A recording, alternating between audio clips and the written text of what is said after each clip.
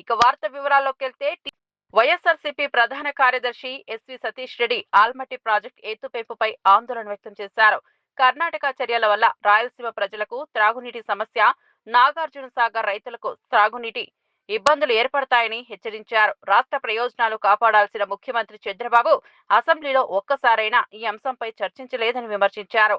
Steel plant ప్రైవేటీకరణపై కూడా ఆయన మౌనం ఎందుకని నిలదీశారు. ప్రజల పక్షాన పోరాడాల్సిన బదులు కూటమి ప్రభుత్వం మౌనం వహించడం అన్యాయమన్నారు. కృష్ణా జలాల విషయంలో కర్ణాటక లాభం పొందుతుంటే ఆంధ్రప్రదేశ్ రైతులు నష్టపోవడం బాధాకరమని తెలిపారు. వైఎస్ఆర్సీపీ ఎప్పుడు ప్రజల ప్రయోజనాల కోసం నిలబడుతుందని, కాంగ్రెస్ టీడీపీ కూటమి నీటి ప్రశ్నలో విఫలమైందని అన్నారు. పెడతామని చెప్పావు. ఆ రోజు నువ్వు రామ్మోహన్ రెడ్డి గారు అందరూ కూర్చొని ప్రారంభోత్సవం చేశారు. మరి ఏమైపోయింది ఆ సీప్లేన్? ఈ రకంగా ఏ మాట చెప్పినా కూడా ఒక ప్రజలకు ఏదో ఒక అద్భుతం చేసి పెడతామని చెప్పి అనుకుంటా అరిచేతిలో వైకుంఠం చూపించడం తప్పితే వాస్తవంగా మీరు చేసేది ఏమైనా ఉందా? ఇటీవల కాలంలో మీరు చాలాసార్లు ఢిల్లీకి పోతున్నారు. ఢిల్లీకి పోయినటువంటి పరిస్థితుల్లో ఈ రాష్ట్రానికి ఒరిగింది ఏంది మీరు చెప్పాలా? కోడెల శివప్రసాద్ ఆ రోజు ఫర్నిచరు తీసుకుంటే తప్పులు పట్టావు కదా, మరి నువ్వు ఇంతవరకు హాజరు కాలేదని చంద్రబాబు నాయుడు గారికి గుర్తు చేస్తున్నాను. ఏ రోజైతే జగన్మోహన్ రెడ్డి గారు పదవి నుంచి దిగిపోయారో ఆ మరుసటి రోజే కూర్చొని జీఏడీకి లేఖ పంపించారు. ఇక్కడ పార్టీ కార్యాలయం నుంచి ముఖ్యమంత్రి గారి నివాసం నుంచి, అంటే జగన్మోహన్ రెడ్డి గారి నివాసం దగ్గర నుంచి మీకు లేఖ రాశారు. అయ్యా, ప్రభుత్వానికి సంబంధించినటువంటి ఫర్నిచర్ అంతా ఉంది, మీరు దీన్ని స్వాధీనం చేసుకోండి, మీరు వెంటనే మీరు తీసుకొని పోండి అని చెప్పారు. మా యొక్క పార్టీ ఇన్ఛార్జ్ అప్పిరెడ్డి గారు అనేక లెటర్లు రాశారు మీకు జీఏడీకి. ఈ యొక్క ఫర్నిచర్ని ఏం చేయాలనో తెలుసుకోండి, లేకుండా ఉంటే మీరు ఎక్కడికి తెచ్చి స్వాధీనపరచాలనో చెప్పండి, మేము స్వాధీనపరుస్తామని చెప్పి అప్పిరెడ్డి గారు మిమ్మల్ని అనేక సందర్భాల్లో కోరారు ఒక పార్టీ ఆఫీస్ ఇన్ఛార్జిగా. మీరు ఇంతవరకు స్పందించలే. మీరు స్పందించకుండా ఉంటే ఆఖరికి కోర్టుకు పోయినాం. వైఎస్ఆర్ కాంగ్రెస్ పార్టీ తరఫున ఇక్కడటువంటి ఈ ఫర్నిచర్ని ఏం చేయాలయా మేము అని చెప్పి కోర్టును కోరినాం. ఇంత దౌర్భాగ్యమైన పరిస్థితిలో మీరుండి ఫర్నిచర్ హ్యాండ్ ఓవర్ చేసుకోనంటే ఫర్నిచర్ హ్యాండ్ ఓవర్ చేసుకోకుండా పైపెచ్చు కోడెల శివప్రసాద్ గారిని ఫర్నిచర్ అడిగితే ఆయన ఆత్మహత్య చేసుకున్నారని చెప్పి జగన్మోహన్ రెడ్డి గారికి ఆపాదిస్తున్నారే, ఇది నీతిమాలిన పని కాదా చంద్రబాబు నాయుడు గారు అని అడుగుతున్నాం. కానీ ఈరోజు చంద్రబాబు నాయుడు గుర్తుపెట్టుకోండి, ఎవడు అసెంబ్లీలో జరిగేటువంటి ప్రొసీడింగ్స్ చూడాలంటే ఇష్టం కూడా పడడం లేదు. ఎందుకంటే ప్రతిపక్షం అనేది లేకుండా చేశాం. నేను అడుగుతున్నాను చంద్రబాబు నాయుడు గారిని, అయ్యా నీ బాధ్యత కాదా అపోజిషన్ పార్టీని ఎప్పుడైనా వాళ్ళు చర్చలు జరిగేటప్పుడు ఏదైనా చేస్తే అక్కడేటువంటి చీఫ్ విప్పులు వచ్చి చర్చలు జరిపి అపోజిషన్ వాళ్ళను హౌస్లోకి తీసుకొని వచ్చేటువంటి కార్యక్రమాలు గతంలో జరిగేటి మీకు గుర్తులేదా? అసెంబ్లీలో కూర్చొని ఒక ఆయన తలపైన అద్దాలు పెట్టుకొని జోబీలో ఇట్లా చేతులు పెట్టుకొని మాట్లాడేటటువంటి సాంప్రదాయం ఎవరిచ్చారండి వీళ్ళకి ధైర్యము?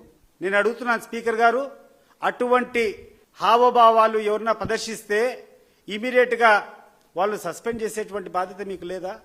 సభ యొక్క గౌరవాన్ని నిలబెట్టేటువంటి బాధ్యత లేదా అని చెప్పి నేను అడుగుతున్నాను. అహంకార భావం అని చెప్తున్నారే, నిన్న బాలకృష్ణ గారు ప్రవచించిన తీరును మీరు ఏ రకంగా సమర్థిస్తారు అని చెప్పి నేను అడుగుతున్నా. ఈ యొక్క తెలుగుదేశం పార్టీ వాళ్లకు అవసరం ఉండేటప్పుడు ఒకటి, అవసరం తీరిన తర్వాత మరొకటి.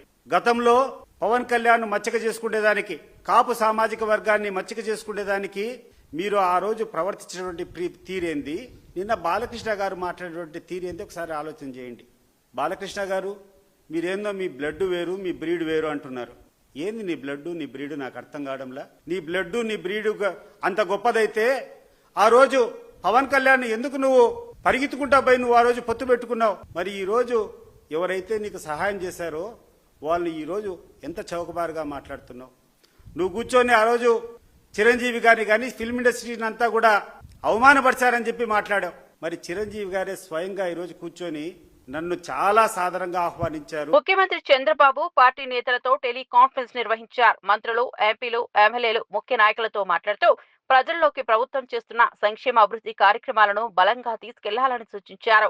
జీఎస్టీ సంస్కరణలు, పెన్షన్ పంపిణీ, విద్యుత్ నిర్వహణ వంటి అంశాలను వివరంగా ప్రజలకు తెలియజేయాలని అన్నారు. గత ప్రభుత్వంలో ప్రజలపై భారం మోపారని, తమ ప్రభుత్వం మాత్రం సౌర, పవన విద్యుత్ ప్రోత్సాహం ద్వారా తక్కువ ధరకు విద్యుత్ అందిస్తున్నామని వివరించారు. నిజాయితీతో పనిచేస్తున్న ప్రభుత్వం సాధించిన ఫలితాలను ప్రజలకు చెప్పడంలో వెనుకాడవద్దని సూచించారు. సమర్థ పాలన, అసమర్థ పాలన మధ్య తేడాలను స్పష్టంగా వివరించాలని పిలుపునిచ్చారు. ప్రజల విశ్వాసం కాపాడుకోవడమే భవిష్యత్ విజయానికి కీ అని అన్నారు.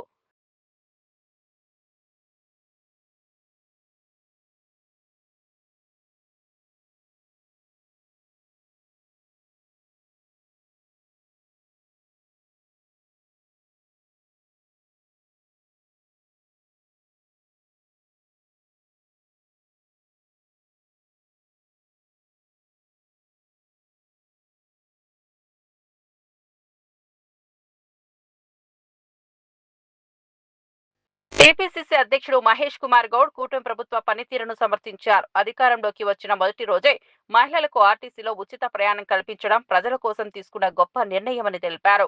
అది బాకీ కాదని ప్రజల పట్ల నిబద్ధత అని అన్నారు. 11 నెలల్లోనే 65,000 ఉద్యోగాలు ఇచ్చామని గుర్తు చేశారు. రాష్ట్రాన్ని అప్పుల్లో ముంచింది కేసీఆర్ కుటుంబమేనని ఆరోపించారు. తాము తీసుకున్న సంక్షేమ చర్యలు ప్రజలకు మేలు చేకూరుస్తున్నాయని అన్నారు. మహిళలకు, యువతకు అవకాశాలు కల్పించడం, సంక్షేమ పథకాలను అమలు చేయడం ప్రభుత్వ ధ్యేయమని స్పష్టం చేశారు. బాకీ అనే పదంతో ప్రజలను మభ్యపెట్టే ప్రయత్నాలు చేస్తున్నారని, కానీ కాంగ్రెస్ ప్రభుత్వం మాత్రం పారదర్శకంగా పనిచేస్తుందని ఆయన పునరుద్ఘాటించారు. మహిళలకి బస్సు సౌకర్యం ఇస్తే ఇది బాకీ పడ్డట. మీరు 10 ఏళ్ళు నిరుద్యోగులు మోసం చేసి కొట్టని దెబ్బ కొడితే మేము అధికారంలోకి వచ్చిన 11 మాసాల్లోనే 65,000 ఉద్యోగాలు ఇస్తే బాకీ పడ్డట. గ్రూప్ 1, గ్రూప్ 2 ఉద్యోగాలు ఇస్తా ఉన్నాం. నిరుద్యోగ యువత కలలు సాకారం చేస్తే బాకీ పడ్డట. మహిళలకి 500 రూపాయలు సబ్సిడీ గ్యాస్ మీద ఇస్తే మేము బాకీ పడ్డట. 200 యూనిట్ లోపు కరెంటు కాల్చిన కుటుంబాలు ఈ రాష్ట్రంలో 80% ఉన్నాయంటే అది బాకీ పడ్డట. మీరు చేసిన బాకీ తీర్చడానికి ప్రతి నెల 6,500 కోట్లు తెలంగాణ కాంగ్రెస్ ప్రభుత్వం మీరు చేసిన అప్పుకి, కేసీఆర్ కుటుంబం పాలించి ఈ రాష్ట్రాన్ని పాలించి మీరు చేసిన 8 లక్షల బాకీకి ఇన్స్టాల్మెంటు ఇంట్రెస్ట్గా 6,500 కోట్లు ప్రతి నెల, అంటే దాదాపు 80,000 కోట్లు సంవత్సరానికి కడతా ఉన్నాం. మీరు చేసిన బాకీ మేము తీరుస్తూ ఉంటే మేము బాకీ పడ్డట. రైతు భరోసా, రైతు బంధు, వరి మీద బోనస్ ఇస్తే బాకీ పడ్డట. ఏ లెక్కన కాంగ్రెస్ ప్రభుత్వం? మాజీ మంత్రి శ్రీనివాస్ గౌడ్ బీసీ రిజర్వేషన్ల జీవోపై తీవ్ర వ్యాఖ్యలు చేశారు. కాంగ్రెస్ పార్టీ తామే జీవో తెచ్చి తరువాత కోర్టులో కేసులు వేశారని ఆరోపించారు. ఈ ద్వంద్వ వైఖరి రాష్ట్ర ప్రజల్ని మోసం చేయడమేనని అన్నారు. జీవో చెల్లదని ముందే తెలుసుకుని కూడా స్థానిక ఎన్నికల నోటిఫికేషన్ ఇవ్వడం మూర్ఖత్వమని విమర్శించారు. ఇతర రాష్ట్రాల్లో కోర్టులు ఇలాంటి జీవోలు కొట్టివేశాయని కాంగ్రెస్ నాయకులు తెలుసుకోవాల్సిన విషయమని అన్నారు. బీసీ వర్గాలకు న్యాయం జరగాలంటే నిజాయితీ అవసరమని స్పష్టం చేశారు. ప్రజలను మభ్యపెట్టే కాంగ్రెస్ ప్రయత్నాలు విఫలమవుతాయని ధైర్యంగా చెప్పారు. బీసీ హక్కుల కోసం తాము ఎప్పటికీ వెనకడుగు వేయమని హామీ ఇచ్చారు. లోపల మీరు ఇచ్చినా మా తీర్పుకు అనుగుణంగానే ఉంటుంది, మీరు ఇచ్చిరని చెప్పి ముందుకు పోవద్దని చెప్పి హెచ్చరించింది. కానీ మీరు ముందుకు పోయినరు. మీరు 9th నుంచే మొత్తం ఎలక్షన్ ప్రాసెస్ స్టార్ట్ అయిపోయింది. 9th అక్టోబర్ నుంచి. అంటే మీరు 8th వరకు ఎలాంటి చర్యలు చేపట్టదని చెప్పిన తర్వాత, చేపట్టినా కూడా మీరు కోర్టు పరిధిలో ఉంటారు అని చెప్పిన తర్వాత, అనేక రాష్ట్రాల్లో ఈ జీవోలు చెల్లవని చెప్పి మీరు చూసిన తర్వాత, ఇలా మీరు ఈ జీవోతోనే మీరు ఏమనుకుంటారంటే జీవో ఇచ్చినాము, కోర్టుకు పోయినారు, మేమేం చేయాలని అనుకుంటారేమో. ఈ జీవో చెల్లదని మీకు తెలియదా? మీ ఆత్మసాక్షిగా మీరు చెప్పండి. ప్రభుత్వంలో ఉన్నటువంటి మీరందరూ కూడా, క్యాబినెట్లో ఉన్న మీరందరూ కూడా మీరు ప్రమాణం చేసి, రాజ్యాంగం మీద ప్రమాణం చేసి మీరు పదవులు తీసుకున్నారు కదా, మీ మనస్ఫూర్తిగా ప్రమాణం చేసి చెప్పండి, ఈ జీవో ద్వారా ఇది అమలు అవుతుందని ఈ భారతదేశంలో ఏ ముఖ్యమంత్రికి తెలియదా? ఏ ముఖ్యమంత్రికి తెలియదు, మీకొక్కరికే తెలిసిందా? మరి అన్ని 8 రాష్ట్రాల్లో ఈ జీవో ద్వారా ఇస్తే కేసు కొట్టేసిర్రని చెప్పి మీకు తెలియదా?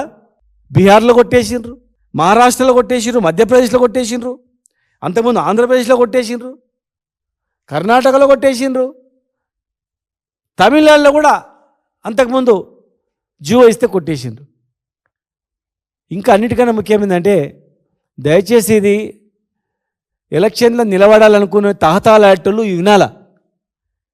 ఇది చాలా మోసపూరితమైనటువంటి ఎలక్షన్. ఇది మిత్రులారా, మహారాష్ట్రలో సేమ్ ఇదే విధంగా ఎలక్షన్ షెడ్యూల్ తర్వాత కోర్టుకు వెళ్ళిన తర్వాత తెలుసా, 2022 అంటే 2020 నుంచి 21-22 వరకు ఈ జీవో ద్వారా జెడ్పీటీసీలై, జిల్లా పరిషత్ చైర్మన్లై 2 సంవత్సరాలు చేసిండ్రు.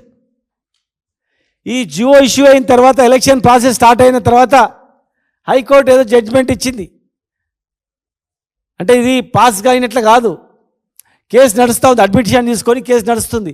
తర్వాత సుప్రీంకోర్టులో వేసిండ్రు, సుప్రీంకోర్టు క్లారిటీగా ఇచ్చింది, ఇది చెల్లదు, ఇమ్మీడియట్గా మీరు దిగిపోవాల్సిందే, డీమ్ టు రిమూవల్ అని చెప్పి ఇమ్మీడియట్గా రిమూవల్ చేసింది. అంటే 2 సంవత్సరాలు వాళ్ళు ఈ విజయనగరం పర్యటనలో ఏపీ హోంమంత్రి అనిత చింతలవలస ప్రాంతంలో ఓ ఆసక్తికర ఘటనకు సాక్ష్యమయ్యారు. కాన్వాయ్ వెళ్తుండగా స్కూటీ నడుపుతున్న 2 మైనర్ బారులను గుర్తించి వెంటనే ఆపించారు. వారిని ఆపి భద్రతా సమస్యలను వివరించి మందలించారు. వెంటనే వారి వివరాలు సేకరించి తల్లిదండ్రులకు సమాచారం ఇవ్వాలని పోలీసులను ఆదేశించారు. చిన్న వయసులో వాహనాలు నడపడం ప్రమాదకరమని తల్లిదండ్రులు పిల్లలపై శ్రద్ధ వహించాలని సూచించారు. రోడ్డు ప్రమాదాలను నివారించేందుకు అందరూ జాగ్రత్తలు తీసుకోవాలని పిలుపునిచ్చారు. చట్ట ప్రకారం మైనర్లు వాహనాలు నడపరాదని స్పష్టం చేశారు. ప్రజల ప్రాణాలు విలువైనవని, ప్రతి ఒక్కరూ భద్రతను ముఖ్యంగా పరిగణించాలని, రాష్ట్రంలో రోడ్డు భద్రతకు ప్రత్యేక చర్యలు తీసుకుంటున్నామని, ఈ తరహా ఉల్లంఘనలను ఇక సహించబోమని హెచ్చరించారు.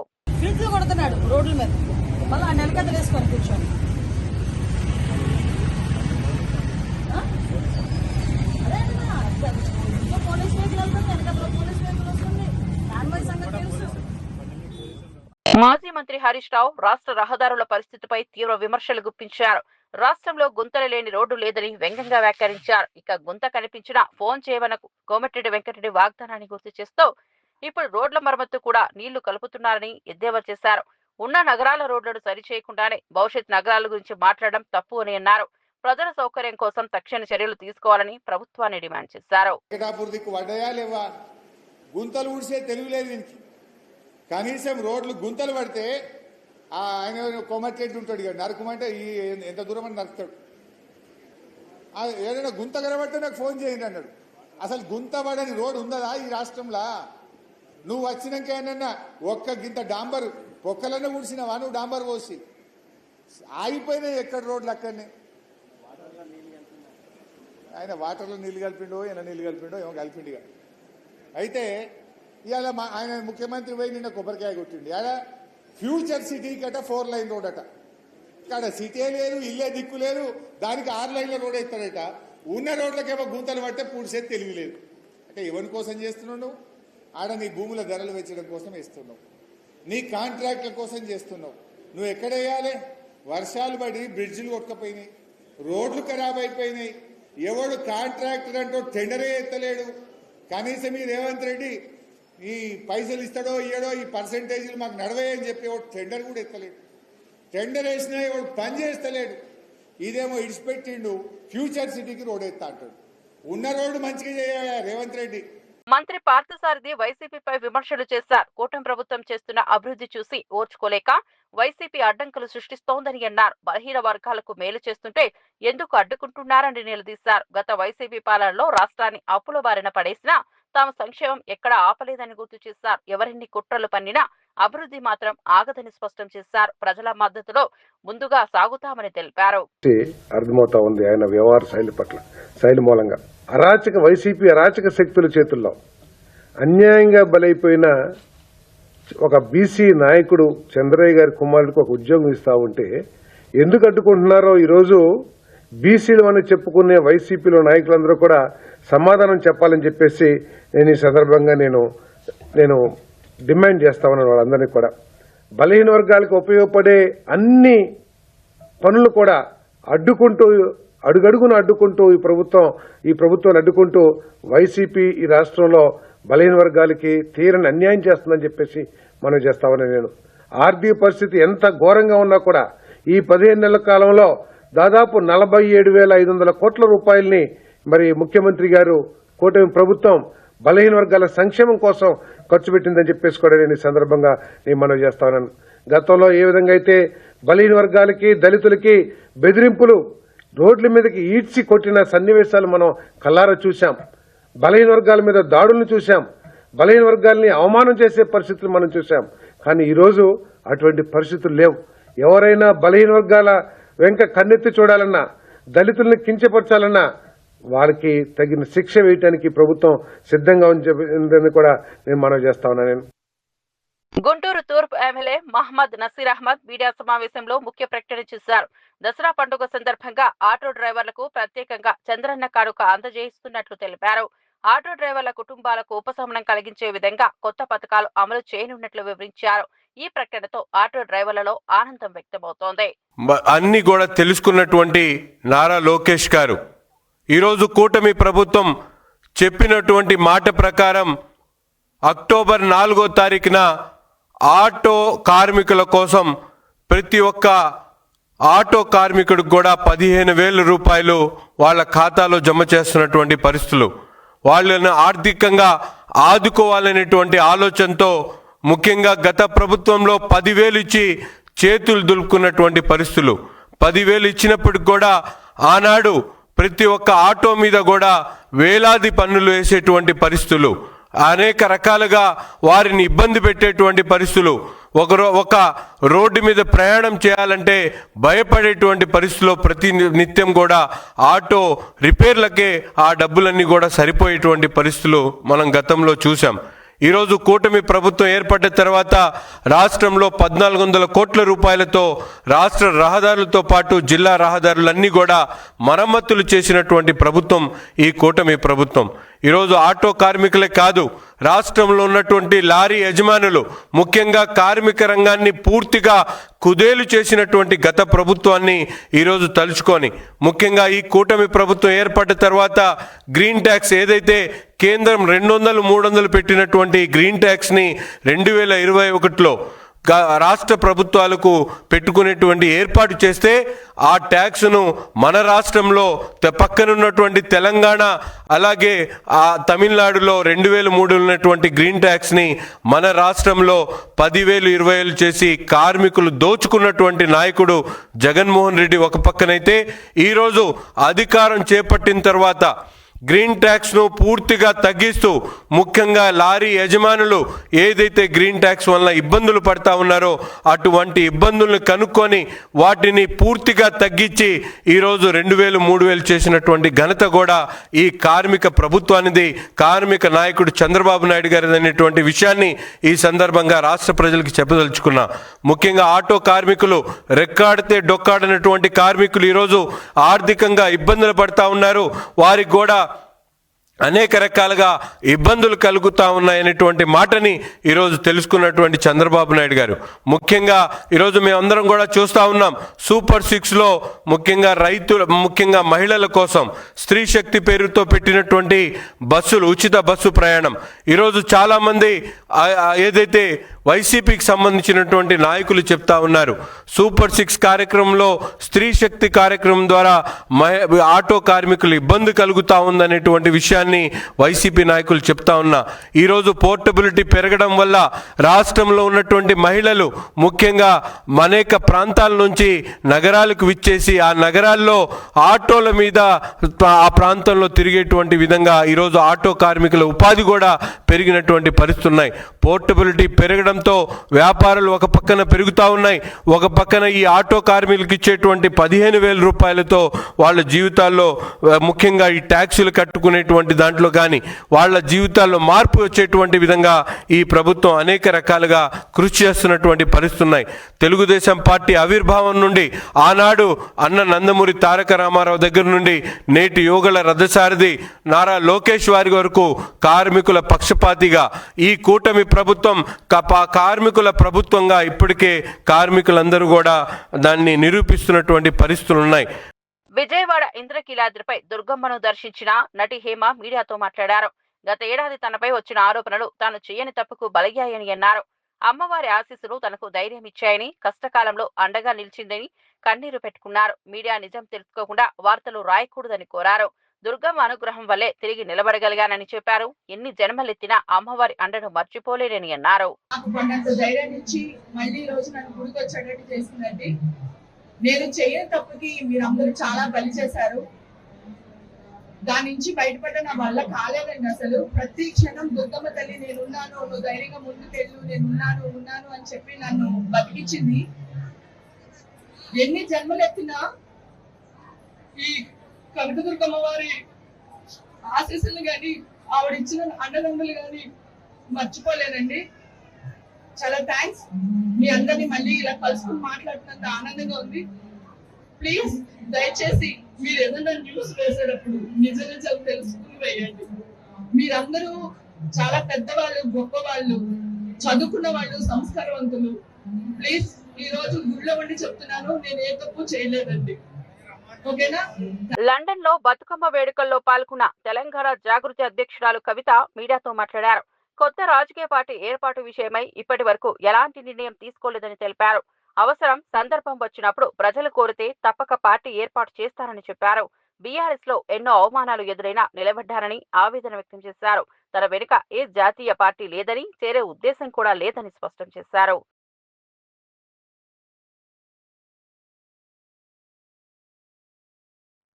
ఉద్యమంలో ఏదైతే నికార్సుగా, స్వచ్ఛందంగా ప్రాణం పోయినా పర్వాలేదు తెలంగాణ రావాలని పనిచేసినటువంటి వాళ్ళు రాను కొంత స్వార్థం ఎంటర్ అయిందన్న విషయం అర్థమైంది కొందరు వ్యక్తులకు. వాళ్ళు మొత్తం వ్యవస్థను భ్రష్టుపట్టించే విధంగా పనిచేసినప్పుడు ఎప్పటికప్పుడు క్లీన్ చేసుకుంటా, పర్చ్ చేసుకుంటా ముందుకు పోవాలి. అది జరగలేదు అన్నది నా ఆలోచన. దాని పర్యవసానమే ఇప్పుడు జరుగుతున్నటువంటి అన్ని కూడా.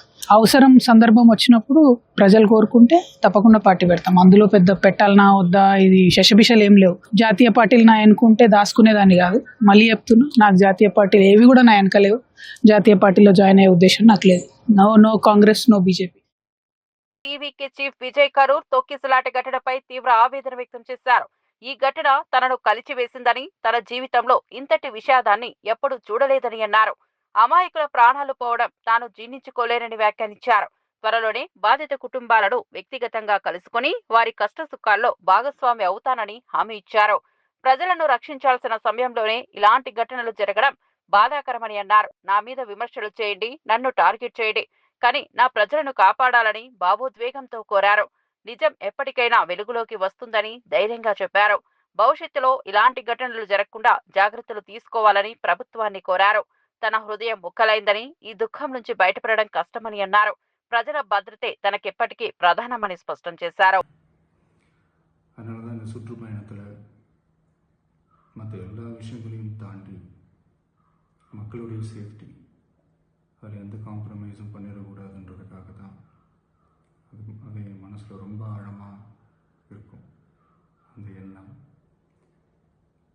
அதனால தான் இந்த அரசியல் காரணங்கள் எல்லாத்தையும் தவிர்த்துட்டு, ஒதுக்கி வச்சுட்டு, மக்களுடைய சேஃப்டி மட்டும் மைண்டில் வச்சுக்கிட்டு அதுக்கான இடங்களை சூஸ் பண்ணுறது, அதுக்கான இடங்களை பார்த்து பர்மிஷன் கேட்குறது, போலீஸ் டிபார்ட்மெண்ட்டில் அதை ரிக்வெஸ்ட் பண்ணி கேட்போம். ஆனால் நடக்கக்கூடாதது நடந்துருச்சு. ஆனால் மனுஷன் தானே. அந்த நேரத்தில் அத்தனை பேர் பாதிக்கப்பட்டு இருக்கும்போது எப்படி அந்த ஊரை விட்டுட்டு என்னால் கிளம்பி வர முடியும்? நான் திரும்ப அங்கே போகணும்னு இருந்துச்சுன்னா அதை ஒரு காரணம் காட்டி அங்கே வேறு சில பதட்டமான சுச்சுவேஷன்ஸ், வேறு சில அசம்பாவிதங்கள் அந்த மாதிரி எதுவும் நடந்துடக்கூடாதுன்றதுக்காக தான் நான் அவாய்ட் பண்ணேன். இந்த நேரத்தில் சொந்தங்களை இழந்து தவிக்கிற அத்தனை குடும்பங்களுக்கும் என்னுடைய ஆழ்ந்த இரங்கலை தெரிவிச்சுக்கிறேன். எனக்கு தெரியும், என்ன சொன்னாலும் இது ஈடையாகாதுன்னு எனக்கு தெரியும். ஹாஸ்பிட்டலில் ட்ரீட் பண்ணிகிட்ருக்கிற எல்லாருமே சீக்கிரமாக க்யூர் ஆகி வரணுன்றதை இந்த நேரத்தில் நான் வேண்டிக்கிறேன். கூடிய சீக்கிரமே உங்கள் எல்லாரையும் நான் சந்திக்கிறேன். இந்த நேரத்தில் எங்களுடைய வலிகளை, எங்களுடைய நிலைமையை புரிஞ்சுக்கிட்டு எங்களுக்காக பேசின அரசியல் கட்சிகளை சார்ந்த நண்பர்கள், தலைவர்கள் அனைவருக்கும் என்னுடைய நன்றியை தெரிவிச்சுக்கிறேன். கிட்டத்தட்ட ஒரு 5 மாவட்டத்துக்கு பிரச்சாரத்துக்கு போனோம். இந்த மாதிரி எதுவுமே நடக்கல. ஆனால் கரூரில் மட்டும் ஏன் எப்படி நடக்குது, எப்படி நடக்குது? மக்களுக்கு எல்லா உண்மையும் தெரியும். மக்கள் எல்லாத்தையும் பார்த்துக்கிட்டு இருக்கிறாங்க. கரூரை சேர்ந்த அந்த மக்கள் அந்த உண்மையெல்லாம் வெளியில் சொல்லும்போது எனக்கு கடவுளே நேரில் வந்து இறங்கி அந்த உண்மைகள்லாம் சொல்கிற மாதிரி எனக்கு தோணுச்சு. சீக்கிரமே எல்லா உண்மைகளும் வெளியில் வரும்.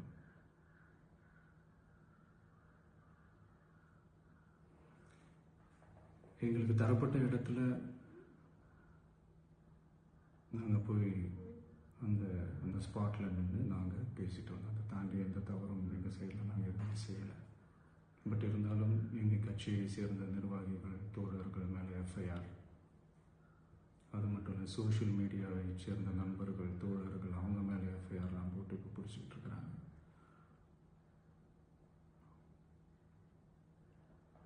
சிஎம் சார், உங்களுக்கு ஏதாவது இந்த பழி வாங்கணும் அப்படின்ற எண்ணம் ஏதாவது இருந்துச்சுன்னா என்ன வேணாலும் பண்ணுங்க. அவங்க மேலே கை வைக்காதீங்க. நான் ஒன்று வீட்டில் இருப்பேன், இல்லை நான் ஆஃபீஸில் இருப்பேன். என்ன வேணாலும் செய்யுங்க. நண்பர்களே, தோழர்களே, நம்மளோட அரசியல் பயணம் இன்னும் ஸ்ட்ராங்காக, இன்னும் தைரியத்தோட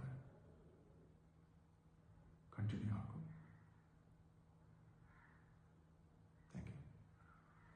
టీమిండియా యువ cricketer Tilak Varma Asia cup match అనుభవాన్ని పంచుకున్నారు. 3 వికెట్లు కోల్పోయిన తరువాత పాకిస్తాన్ ఆటగాళ్లు తీవ్రంగా ఒత్తిడి తెచ్చారని గుర్తు చేశారు. ఆ సమయంలో ప్రశాంతంగా ఉండటం ఎంత ముఖ్యమో అర్థమైందని అన్నారు. జట్టుకు గెలుపు సాధించేందుకు తన వంతు కృషి చేశానని చెప్పారు. క్రీడల్లో క్రమశిక్షణ, మానసిక ధైర్యం అవసరమని ఉదాహరించారు. పాకిస్తాన్ బౌలర్ల ఒత్తిడిని ఎదుర్కోవడం సవాలుగా అనిపించిందని, కానీ ధైర్యం కోల్పోకుండా ఆడటం ద్వారా మ్యాచ్ లో నిలబడగలిగానని తిలక్ వివరించారు. తన ఆట తీరు దేశానికి గౌరవం తెచ్చిందని భావిస్తున్నానని అన్నారు. క్రీడాభిమానుల ఆశలు నిలబెట్టుకోవడం తన అదృష్టమని పేర్కొన్నారు. టీమిండియాకు భవిష్యత్తులో మరిన్ని విజయాలు సాధించేందుకు తాను కృషి చేస్తానని ధైర్యం చెప్పారు. నన్ను నేను బ్యాక్ చేసుకుని కంట్రీని ఒకసారి మైండ్ లో పెట్టుకున్నాడు. జస్ట్ నేను ఒకటే ఆ టైంలో జస్ట్ కంట్రీకి చెప్పాను కదా, జస్ట్ కంట్రీని గెలిపించాలి, కంట్రీని ఊహించుకుంటేనే ఆ సిచ్యువేషన్ వాళ్ళు హార్డ్ వచ్చారు నా మీద, పాకిస్తాన్ వాళ్ళు చాలా హార్డ్ వచ్చారు. బట్ ఆ టైంలో నేను కామ్గా ఉన్నా, జస్ట్ గెలిపిస్తే ఎవ్రీథింగ్ విల్ బి ఓకే, అంటే గెలిపిస్తే అన్ని సెట్ అయిపోతాయి. సో మైండ్లో అది ఒకటే ఉండే, just I want to win my country. Of course Pakistan అంటే ఈ మన ఆపరేషన్ సింధూర్ తర్వాత ఇంకా చాలా హార్డ్గా వచ్చారు వాళ్ళు మా మీద. మేము ఆడేది game, it's just a sport. So ఆ టైంలో ఎమోషన్స్ తీసుకుని ఆడితే స్పోర్ట్ ఆడలేము. సో ఆ టైంలో నేను కామ్గా ఉండి ఐఎమ్ సో పేషెన్స్, చాలా అన్నారు, చాలా విధంగా చాలా చెప్పారు. బట్ కెమెరా ముందు అవన్నీ నేను ఇప్పుడు చెప్పలేను. బట్ ఆ టైంలో నేను కామ్గా ఉండి రిజర్వ్ ఉండి, ఐ నో ఓన్లీ బ్యాట్తోనే మనం గెలిపిస్తే ఎవ్రీథింగ్ విల్ బి అంతా ఇంకా కామ్గా అయిపోతారు వాళ్ళు. స్టార్ట్ అదే ఇండియా పాకిస్తాన్ మ్యాచ్లో ఇది ఓకే, బట్ ఆపరేషన్ సింధూర్ తర్వాతనే కొద్దిగా హార్డ్గా వచ్చారు వాళ్ళు మా మీద. బట్ మేము ఆడేది చెప్పాను కదా మళ్ళీ స్పోర్ట్. సో స్పోర్ట్ని ఎమోషన్స్తో కనెక్ట్ చేసి ఆడితే అవ్వదు. సో జస్ట్ నేను స్పోర్ట్ని ఏ విధంగా ఆడాలో ఆ విధంగా స్పోర్ట్లో ఆడి ఇవి బులెటిన్ అప్డేట్స్. మరో బులెటిన్లో మళ్ళీ కలుద్దాం.